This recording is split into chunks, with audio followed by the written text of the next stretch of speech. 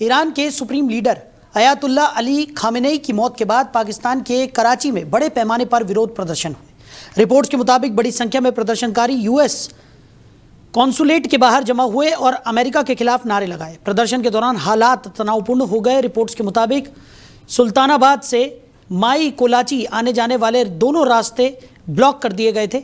खबर है कि कुछ प्रदर्शनकारी यूएस कॉन्सुलेट परिसर में घुस गए और तोड़फोड़ की, जिससे 8 लोगों की मौत हो गई। पाकिस्तानी न्यूज़ चैनल समा टीवी की एक रिपोर्ट के मुताबिक पुलिस ने आंसू गैस के गोले छोड़े और हालातों को कंट्रोल करने के लिए भीड़ को तितर-बितर करने की कोशिश की। सिक्योरिटी फोर्स ने इलाके को घेर लिया और पुलिस तैनात कर दी।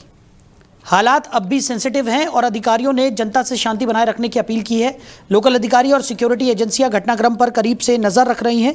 मिडिल ईस्ट में चल रहे तनाव, खासकर ईरान और इजराइल के बीच बढ़ते संघर्ष का असर अब साउथ एशिया में भी महसूस किया जा रहा है। तो इसी खबर पर ज़्यादा चर्चा के लिए हमारे मैनेजिंग एडिटर रमेश ठाकुर जी हमारे साथ जुड़ गए।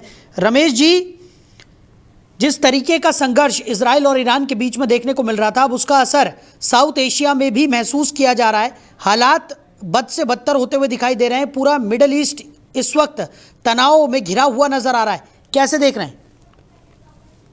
मैं इसको साउथ के बाद मिडिल ईस्ट की मैं बात ही नहीं कर रहा हूँ, क्योंकि वर्ल्ड जिस हिसाब से इस पूरी घटना के बाद ये सोचने पे मजबूर हो गया, कहीं ये विश्व युद्ध की तरफ तो नहीं ये सब चीजें जाती हुई दिख रही हैं। क्योंकि 2-3 चीजें यहाँ पे स्पष्ट हो गई हैं। इस घटना के बाद में दुनिया 2 भागों में बंटती हुई दिखाई दे रही है। अब ये कहा जा रहा है कि शिया के खिलाफ छेड़ी गई ये जंग है, इसमें सुन्नी बिल्कुल साथ नहीं दे रहा है, क्योंकि मुस्लिम के 2 धड़े होते हैं, शिया और सुन्नी, और इनमें हमेशा कट्टरपंथी रही है। लेकिन हाँ, हाल के कुछ दशकों में हमने ये देखा है कि पुरानी लड़ाइयों को भूल के दोनों समुदाय शिया सुन्नी आपस में अमन चैन भाव से रहना पसंद करते हैं जी। एक तो बात ये हो जाती है। दूसरी बात ये है कि इसमें इजराइल सिंगल हैंडली लड़ाई क्यों नहीं लड़ रहा है। सबसे बड़ा सवाल यहाँ पे खड़ा हो जाता है।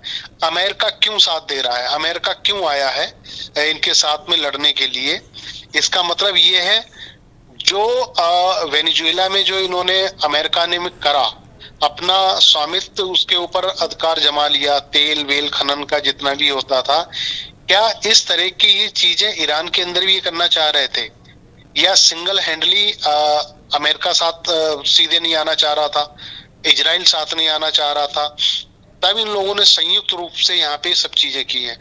दुख का पहलू इसमें यह है, क्योंकि भारत जब जब किसी भी मौके पे कहीं पे भी फंसा या उनकी दिक्कत परेशानी हुई, मुल्क देख के पूरे वर्ल्ड के 2 मुल्क ऐसे हैं जिन्होंने हमेशा खुल के हमारा साथ दिया, एक रूस और दूसरा ईरान। जब अमेरिका की बात आती है या नाटो में कभी हमारा सदस्य होने की बात आती है, या संयुक्त राष्ट्र में जब पाकिस्तान हमारे खिलाफ जब जाता है, एलओसी पे जिस तरीके के कॉन्फ्लिक्ट होता है उसको लेके जब जाता है, तो उसके पक्ष में हमेशा खुल के ईरान ने हमारा वोट करा है।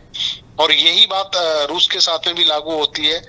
लेकिन दुर्भाग्य ये है कि अभी भारत सरकार का कोई भी स्टैंड सामने नहीं आया कि वो इजराइल की तरफ है या वो ईरान की तरफ है। और ये बात सही है कि पिछले 1-1.5 दशक से पहले तक हमारे जितनी भी वेपन्स वगैरह हमने खरीदे हैं, या जितने भी हथियार रक्षा सुरक्षा से जुड़े हुए, वो इजराइल से हम खरीद के आते हैं। उसके बाद हम लोगों ने रूस की तरफ रुख करा, फिर फ्रांस की तरफ रुख करा। लेकिन इजराइल ऐसा देश है जो जिनसे ताल्लुकात हमारे इंदिरा गांधी से लेके राजीव गांधी से लेके इवन अटल बिहारी वाजपेयी तक के, जो उनका हुकूमत उनके साथ में रही है, तो उनसे वेपन्स हमारे खरीदते आते रहे इजराइल के साथ में। इस नाते हम उनसे भी नहीं बिगाड़ना चाहते हैं। अब 2 दिन पहले जब हमारे प्रधानमंत्री वहां दौरा करते हैं, और उसी दौरे के बीच में इजराइल अपनी तैयारी कर रहा था ईरान के ऊपर हमला करने के लिए। ये बात ना हमें बताई गई, ना प्रधानमंत्री को पता चली। जैसे प्रधानमंत्री भारत में लैंड करते हैं और वहां से गोले बारूद वगैरह दागना शुरू कर देते हैं। एक तो बात यह है। अब दूसरा पहलू आता है, इसके बाद क्या होगा। क्या ये लड़ाई, जैसे आज पूरे मिडिल ईस्ट में 7 कंट्री ऐसी हैं जो इससे पीड़ित हो गई हैं। यूक्रेन रूस का कॉन्फ्लिक्ट चल ही रहा है, इजराइल फिलिस्तीन और आपका ईरान ये चल ही रहा है, और उससे अब पाकिस्तान और आपका अफगानिस्तान के बीच में भी जंग छिड़ी हुई है। तो 7-8 देश ऐसे मौके पे आके खड़े हो गए, ना वो इधर के रहे ना उधर को रहे। अब ये लड़ाई क्या विश्व युद्ध की तरफ बढ़ेगी, इसको लेके पूरा पूरा जो संसार है, समूचा संसार इसको लेके बहुत ज्यादा चिंतित है। जी बिल्कुल, और जिस तरीके की स्थिति इस वक्त देखने को मिल रही है उससे तो साफ तौर पर जाहिर है कि हालात और ज़्यादा बिगड़ते हुए यहाँ पर नज़र आ रहे हैं। और जिस तरीके की ये घटना घटित हुई है उसके बाद अब सवाल विश्व युद्ध को लेकर एक बार फिर से यहाँ पर खड़े हो गए हैं, जैसा कि आपने भी जिक्र किया। और लगातार हम देख रहे हैं प्रदर्शन की तस्वीरें, क्योंकि पाकिस्तान में ज़ोरदार प्रदर्शन हो रहा है। बात की जाए इधर भारत में भी कुछ जगहों पर हमने प्रदर्शन की तस्वीरें देखी हैं। यानी कहा जा सकता है कि जिस तरीके की ये घटनाक्रम घटित हुआ है उसका विरोध दुनिया भर में अलग अलग जगहों पर होता हुआ नजर आ रहा है। मैंने आपको कहा ना, या अब ये लड़ाई सिया सुन्नी की नहीं रही है जी। भारत में लाल चौक पे इस समय प्रदर्शन हो रहा है इजराइल के खिलाफ, और इमामबाड़ा लखनऊ के अंदर भी ये प्रदर्शन शुरू हो गया है।